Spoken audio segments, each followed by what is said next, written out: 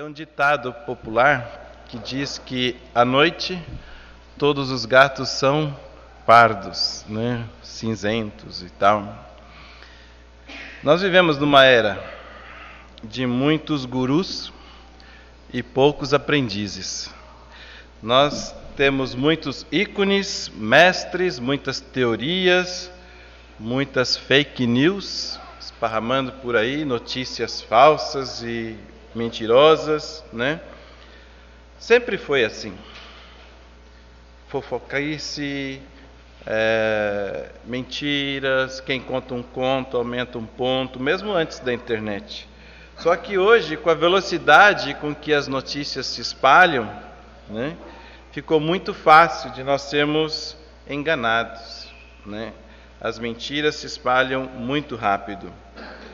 As notícias e as informações correm tão rápido que as pessoas não têm tempo de checar para ver se são informações verdadeiras ou não, e se os informantes são confiáveis ou não, e saem multiplicando, copiando e replicando. Eu venho lembrar-nos o que disse Tiago, irmão de Jesus, em capítulo 3 lá de Tiago. Ele disse assim, Tiago 3: Meus irmãos, não vos torneis muitos de vós mestres, sabendo que haveis de receber maior juízo. Todos, o autor está dizendo, inclusive eu, tropeçamos em muitas coisas. E o que se conclui disso é que é perigoso falar. É perigoso falar. Por outro lado, Pedro nos instrui a estarmos sempre preparados e prontos para dar a todos testemunho e as razões da nossa fé. Está lá em 1 Pedro 3,15. Então, é necessário falar. Se por um lado é perigoso falar, por outro lado é necessário falar. Não é aconselhável calar, ficar mudo, né? Mas tem uma responsabilidade maior ainda. Jesus disse, vamos entender um pouco a sequência dos fatos. Isso eu aprendi com o Barroso num domingo desses aí. João 8,12, Jesus diz assim: Eu sou a luz do mundo. Ninguém duvida disso, né? Quem me segue não andará nas trevas, terá a luz da vida. Em João 9, versículo 5, Jesus já diz: Enquanto estou no mundo, sou a luz do mundo. Em Mateus capítulo 5, versículo 14, Jesus já muda, evolui o conceito. Ele diz: Agora vós sois a luz do mundo. Assim brilhe também a vossa luz diante dos homens, para que vejam as vossas boas obras e glorifiquem a vosso Pai que está nos céus. É uma transição de responsabilidade. Jesus veio como luz, veio para que era seus. E depois disse: Ide e pregai o Evangelho a todas as pessoas. Vocês são a luz agora. Mas à noite, todos os gatos são pardos. É perigoso falar. Tiago já nos lembrou isso. Mas é necessário falar. Pedro diz que todos temos que estar preparados. Brilhe diante dos homens a vossa luz. Como cumprir? Com segurança e com responsabilidade o que a palavra de Deus está nos pedindo. Como? A resposta está lá em Hebreus, capítulo 12. Vale a pena você abrir sua Bíblia e ler Hebreus, capítulo 12. No versículo 2, está escrito assim: olhando firmemente para o autor e consumador da fé, Jesus, o qual suportou a cruz. Como vamos cumprir com segurança e responsabilidade o que a palavra está nos pedindo? Olhando para Jesus.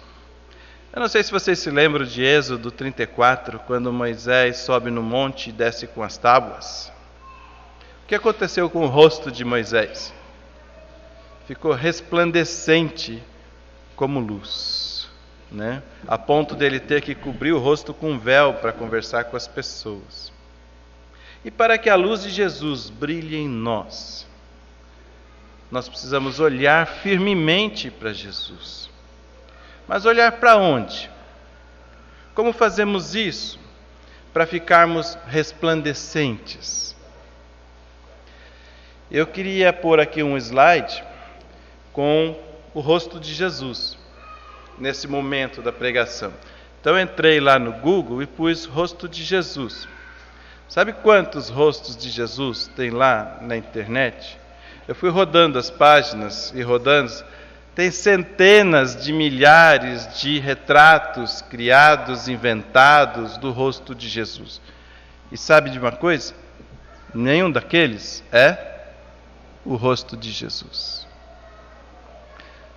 Uns dizem que ele era moreno, de olhos castanhos, pele mais morena. Outros dizem que ele era loiro, de olhos azuis. Uns dizem que ele tinha o nariz adunco, que ele tinha barba comprida, barba curta, sem barba. Ninguém sabe. A Bíblia não registrou isso para nós. Podia estar escrito, né? A cor dos olhos dele. Podia estar dito aqui se o queixo dele era assim ou era assado. A Bíblia descreveu o porte de Sansão, descreveu Davi, descreveu tantas pessoas. Mas o de Jesus não foi descrito. Por que será, né? Que Deus não queria que nós olhássemos para a figura humana, para o verbo encarnado, mas queria que nós olhássemos um pouco mais profundamente. Então eu vou lhes dar 3 maneiras de nós enxergarmos Jesus. São 3 pontos que eu acho que vale a pena. Primeiro, nós precisamos olhar para a palavra de Jesus. Quem tem ouvidos para ouvir, ouça, dizia Jesus. Em verdade vos digo, dizia Jesus. A fé vem pelo ouvir a pregação e esta pelas palavras de Cristo, está lá em Romanos 10. As palavras de Jesus me mostram quem é Jesus. As palavras de Jesus podem fazer a luz de Jesus resplandecer em mim. Hoje já foi falado aqui de um celular, né? Já usamos o nosso celular. Sabe quando o seu celular está sem bateria? E está acabando ali, você precisa usá-lo, você quer uma informação, você quer ligar, ou quer ver uma... E a bateria está acabando, arriando. Aí você olha para as paredes e vê tomadas cheias de energia. Cheias de energia. Tem um poder ali de transformar aquilo e deixar cheio. Mas você esqueceu de trazer o cabo, o carregador. Deus é a fonte de toda energia, todo saber. Mas como que um cristão vai andar sem o seu carregador de energia? É através da palavra de Jesus que nós vamos nos encher da luz de Cristo. A oração é importante, mas oração é daqui para lá. De lá para cá é através. A energia tem que sair da tomada e entrar no meu celular.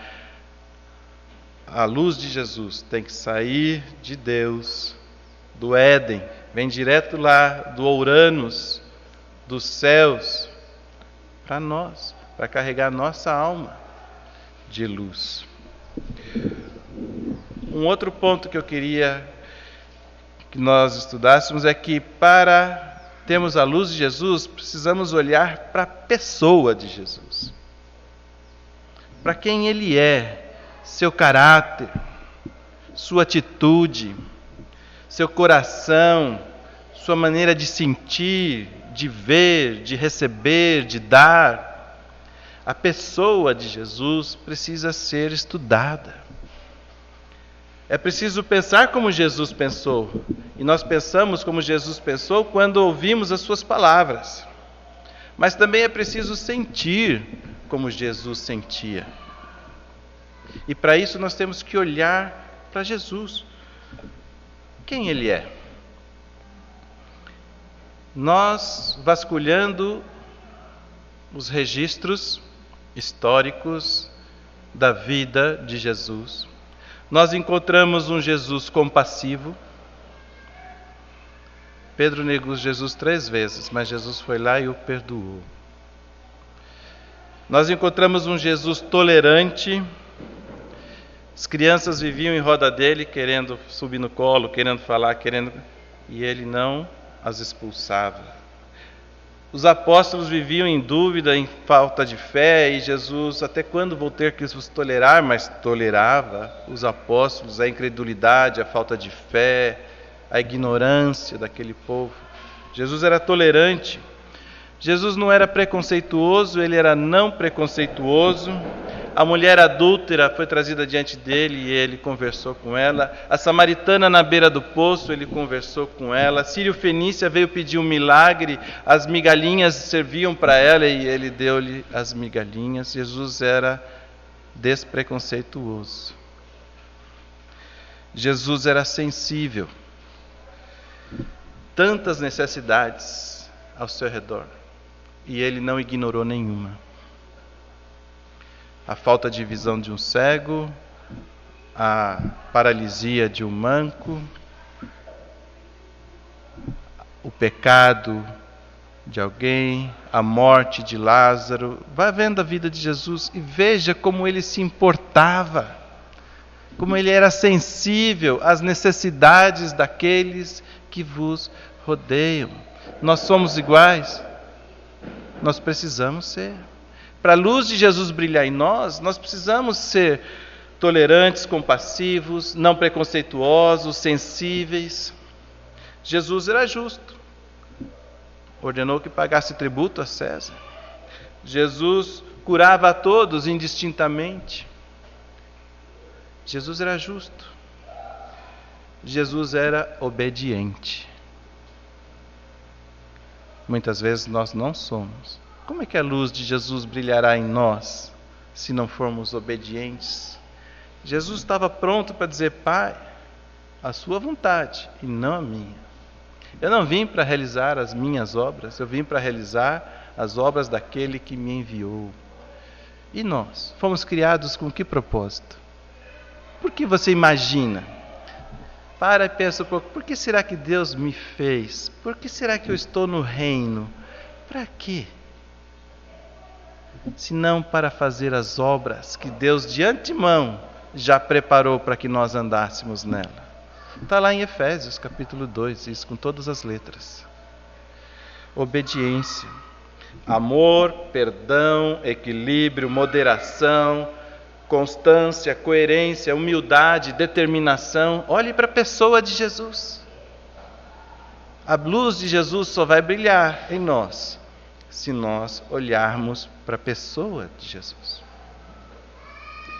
Terceiro ponto que eu queria: nós precisamos olhar para a obra de Jesus. Filipenses descreve bem ali no comecinho, esvaziar-se. Ele era Deus. E ele não veio aqui como Deus, ele esvaziou-se primeiro. Assumir a forma de servo, humilhar-se, ser morto na cruz, ressuscitar, reinar. Olhe a obra de Jesus: vida, morte, ressurreição. É um trinômio.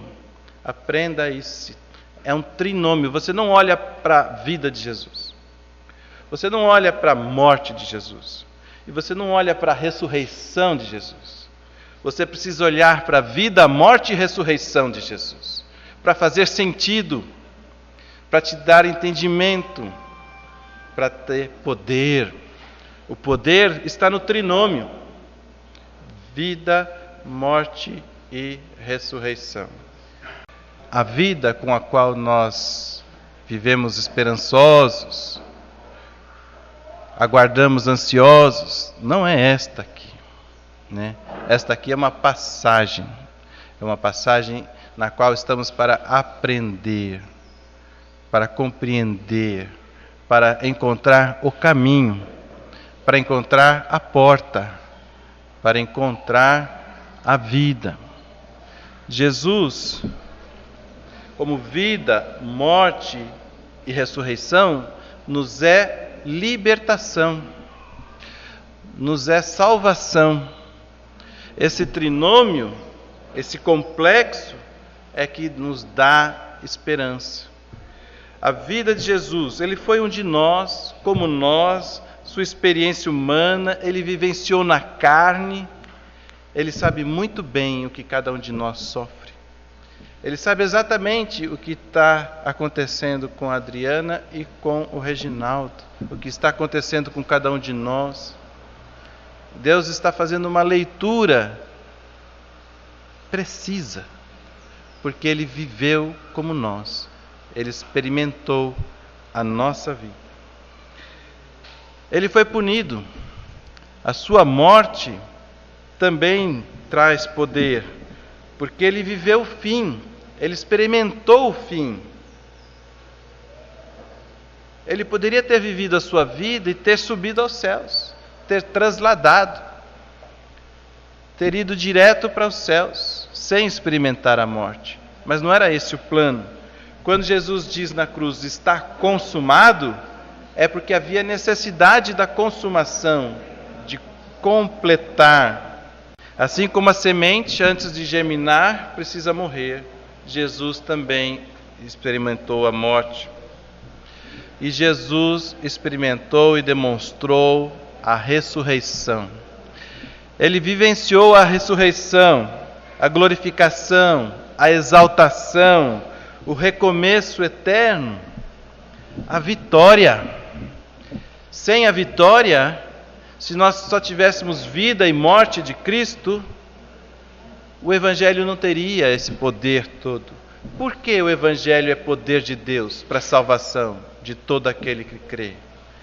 Por causa da vida, morte e ressurreição de Cristo. Esse trinômio.